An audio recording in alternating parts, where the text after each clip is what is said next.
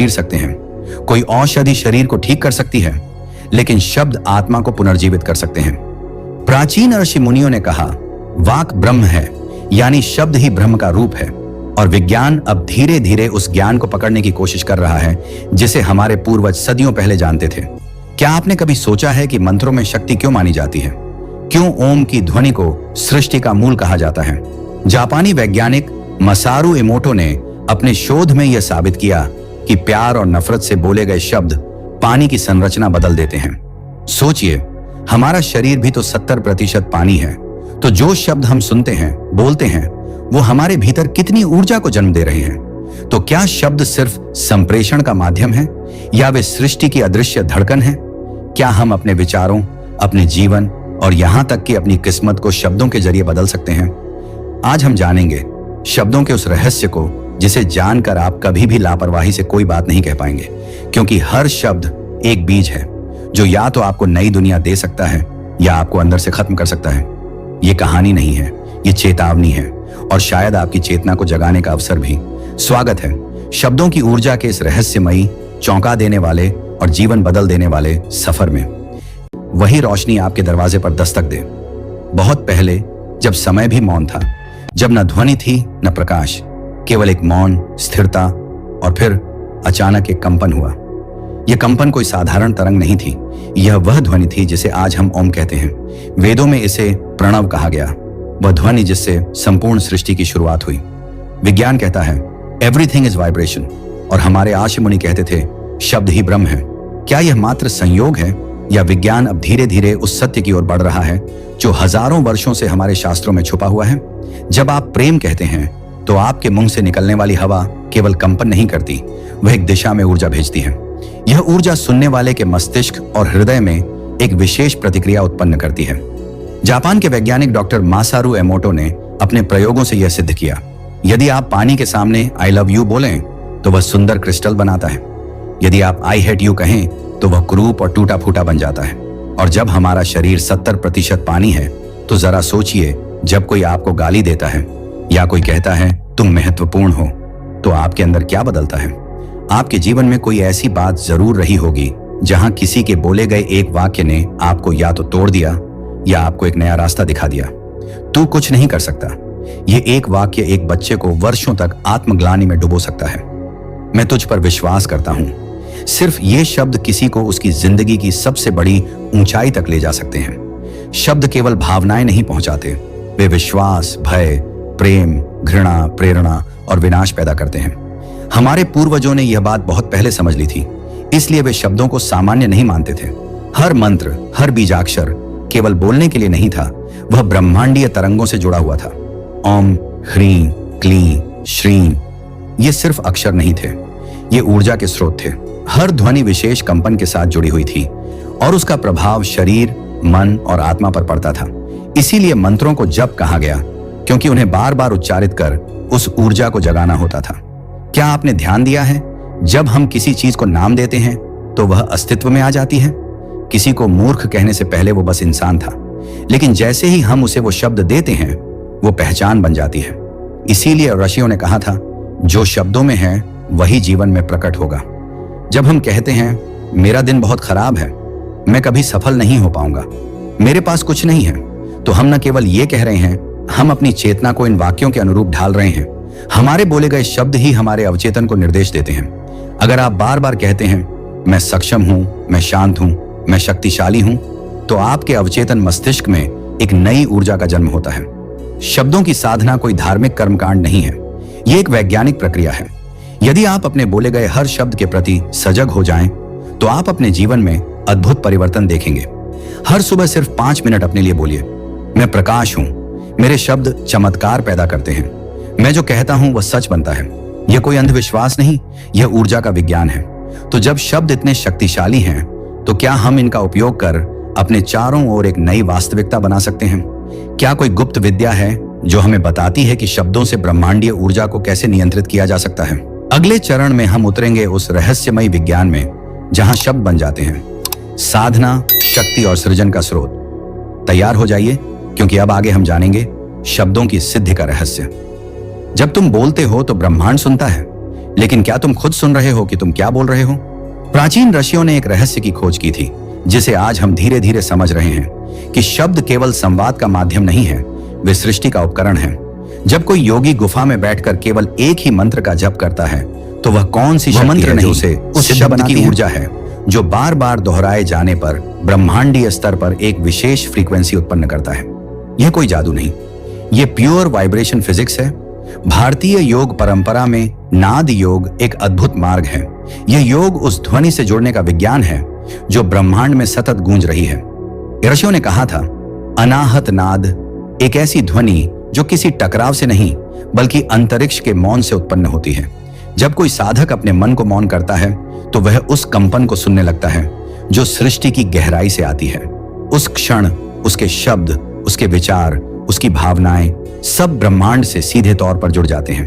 अब कल्पना करो, अगर कोई बच्चा हर दिन सुनता है, तू बेकार है, तू कभी कुछ नहीं कर पाएगा, तो वह कौन सा ब्रह्मांड गढ़ेगा अपने आसपास?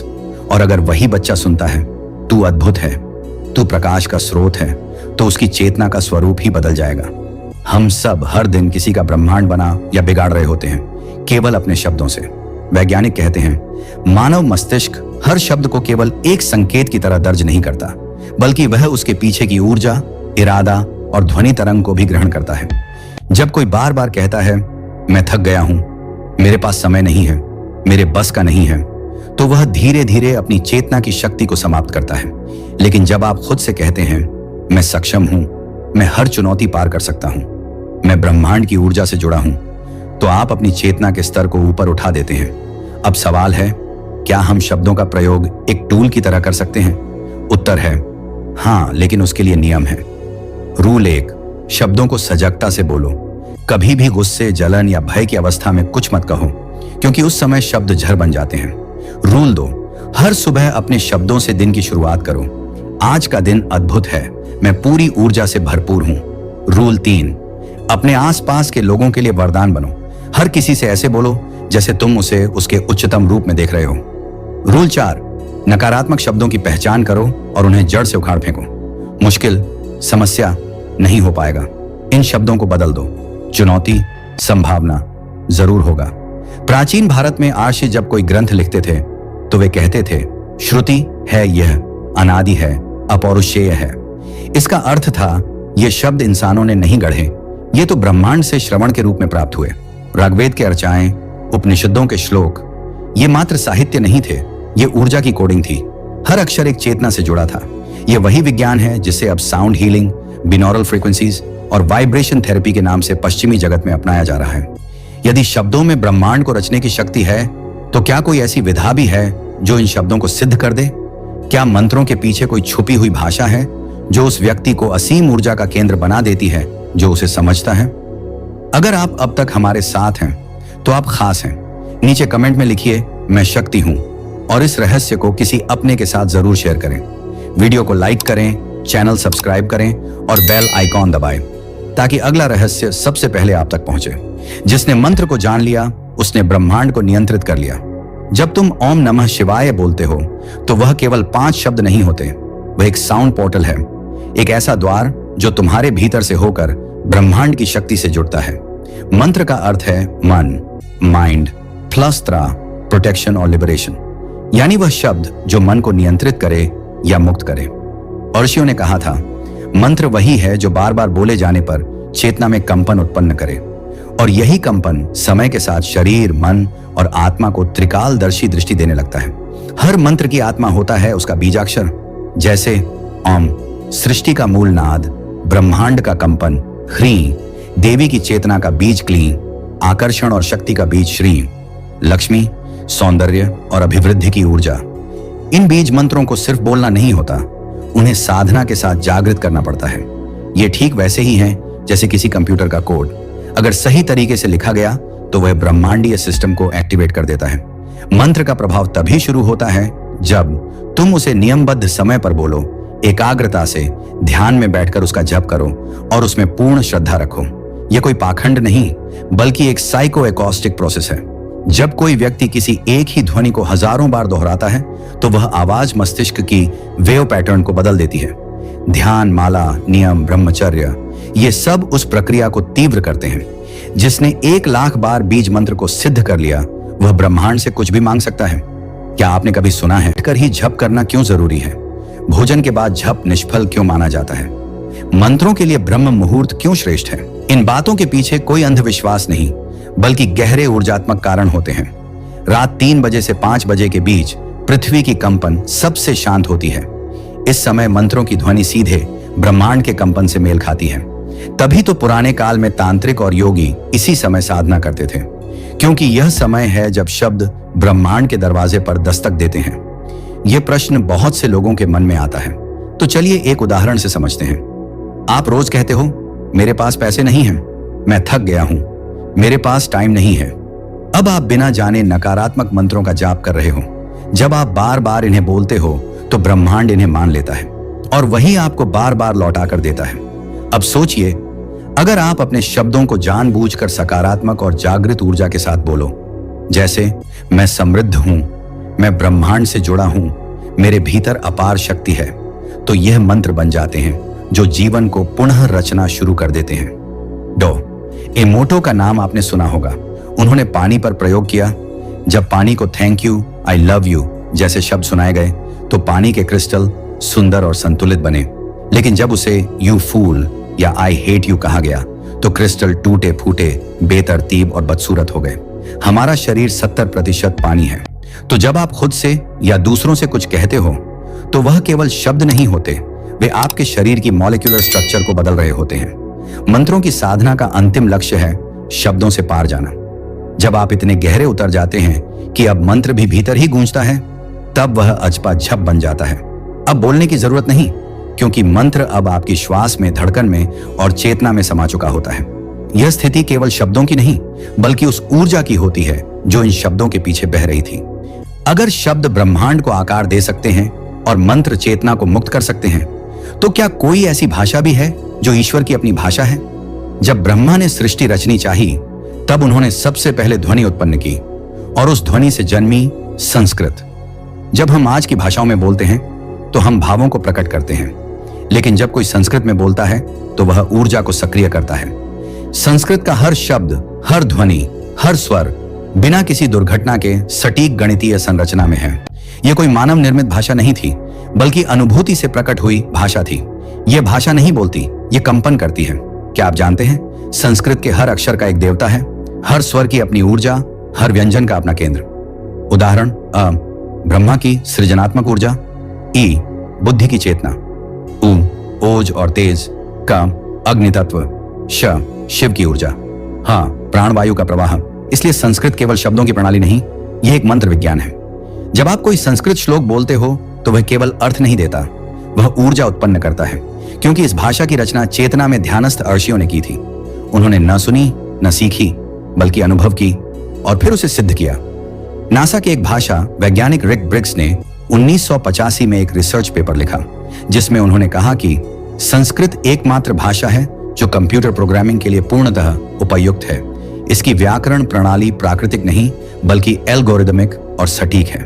पाणिनि का व्याकरण अष्टाध्यायी लगभग 4000 सूत्रों से बना है, जो पूरी भाषा को एक सॉफ्टवेयर प्रोग्राम की तरह नियंत्रित करता है। क्या आप सोच सकते हैं, 3000 साल पहले एक ऐसा कोड लिखा गया जो आज के एआई और एनएलपी मॉडल से ज्यादा पूर्ण है। जब आप कहते हैं त्वमेव माता च पिता त्वमेव, तो यह केवल एक प्रार्थना नहीं, यह एक कंपन है जो आपके हृदय चक्र को सक्रिय करता है। संस्कृत के उच्चारण इतने वैज्ञानिक हैं कि हर ध्वनि का प्रभाव शरीर के किसी विशेष भाग पर होता है। क नाभि चक्र, श कंठ चक्र, ह्री हृदय चक्र, सौम सहस्रार चक्र। इसीलिए जब संस्कृत मंत्र बोले जाते हैं तो वे शरीर के ऊर्जा केंद्रों को संतुलित करने लगते हैं, क्योंकि यह भाषा तुरंत प्रभाव डालती है। आज दुनिया भर में मेडिटेशन सेंटर संस्कृत बीज मंत्रों का उपयोग कर रहे हैं, क्योंकि वे जानते हैं कि ओम, सोहम, श्रीम जैसी ध्वनियां मस्तिष्क की वेव पैटर्न को बदल देती हैं। अल्फा से थीटा ब्रेन स्टेट में जाना, यानी जागृत से ध्यानावस्था में उतरना, केवल संस्कृत मंत्रों से संभव है। क्या संस्कृत भाषा फिर से जीवित हो सकती है? बिल्कुल। आज भारत के कुछ गांवों में लोग सिर्फ संस्कृत में बोलते हैं, जैसे कर्नाटक का मत्तूर गांव। और जब वहां आप कदम रखते हैं तो ऐसा लगता है जैसे आप समय में पीछे लौट गए हों। जहां भाषा नहीं, ऊर्जा बात करती है। यदि भारत को फिर से विश्व गुरु बनना है तो उसे फिर से संस्कृत में सोचना, बोलना और जीना होगा।